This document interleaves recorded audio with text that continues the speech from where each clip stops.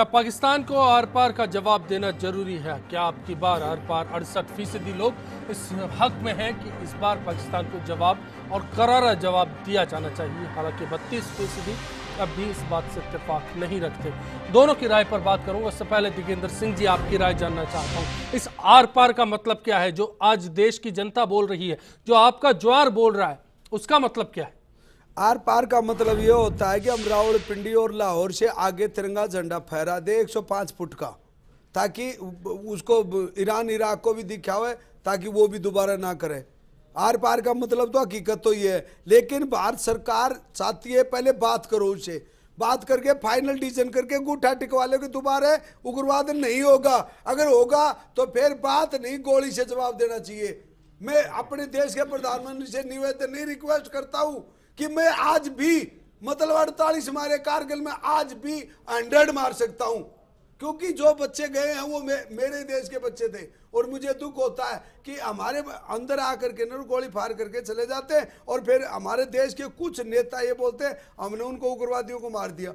अरे 10 उग्रवादी मार के हमारे एक बच्चे की टांग गई, वो भी नुकसान है कि टांग भी क्यों गई। जाहिर है हमारी सीमा में कौन आया। मेरे कमांडर जब ये कहते थे कि दिगेंद्र तू बेस्ट कमांडो इंडियन आर्मी का, तू देश के लिए क्या कर सकता है, तो मेरे साथ में एक लड़का था, बोले सर देश के लिए मैं शहीद हो सकता हूं। मैं बिल्कुल शहीद नहीं हो सकता, मैं तो मारूंगा अगले को, और इसलिए 48 मारे कारगिल में, और अब मौका मिला फिर मारूं।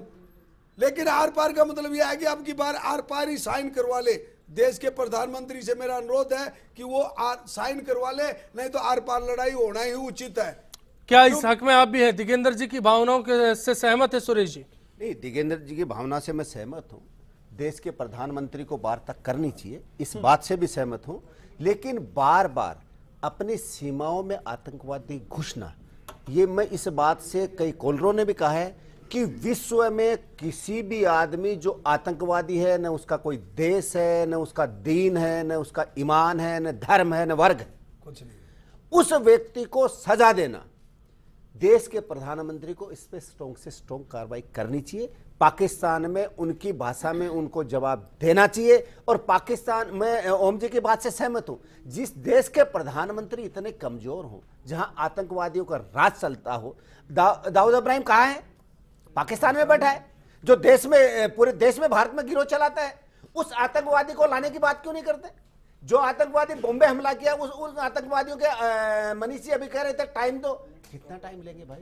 कितने देश के लोगों को और शहीद? चलिए मनीष जी, इतना समझना चाहते हैं, जो बोला है वो करके दिखाने का वक्त लोगों को लगता है, तो क्या करके दिखा पाएंगे? शहादत देने के लिए बिल्कुल मुझे पूरी उम्मीद है। और आप वादा करके आए थे कि अशोक बनेंगे, अखंड भारत बनाएंगे। राजबुद्ध की राह पर जो हमला है वो आतंकवाद के नेस्तो नाबूद करने के लिए एक माइलस्टोन बनेगा, और इसी कारण से ये जस्टिफिकेशन साबित होगा कि इसके कारण भारतीय जो सेना है, भारत की जो सरकार है, वो इस आतंकवाद के खिलाफ लड़ने के लिए मुफीद है। इस बात का साबित इसी कारण से होगा। लेकिन ये बड़ी बात ये भी है कि देश की जो नीति है, जो बरसों से चलती आ रही है, उसमें किन प्रकार के परिवर्तन करने हैं, उसमें कांग्रेस को आगे बढ़ के सहयोग करना चाहिए, और ये नहीं कहना चाहिए कि उसी नीति पे रहो। नहीं नहीं नहीं नहीं नहीं, आप गलत करें। देश के हित में, देश की रक्षा में, देश के जवानों के सहयोग में कांग्रेस, इसमें कांग्रेस और बीजेपी से क्या मतलब है? बिल्कुल, तो कोई वोट पड़ नहीं रही है। अब देश का तो प्रधानमंत्री होगा, उसके साथ सभी साथ में। मैं ये कहना चाहता हूं कि आज देश का प्रधानमंत्री है, उसके साथ कांग्रेस, बीजेपी, शिवसेना, जो पार्टी है, उसी के साथ में तो होंगे ना।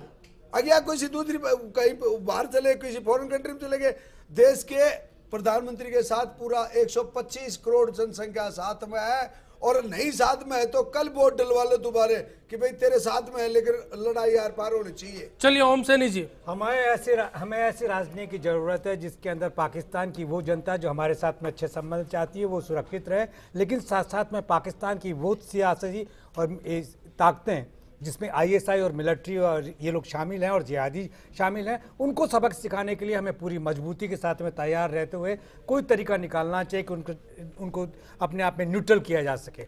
यही एक रास्ता है। और मेरा ख्याल है कि बर्दाश्त करने का अब वक्त सीमा खत्म हो खत्म गया, होगी, अब बर्दाश्त। लोग बर्दाश्त नहीं करेंगे।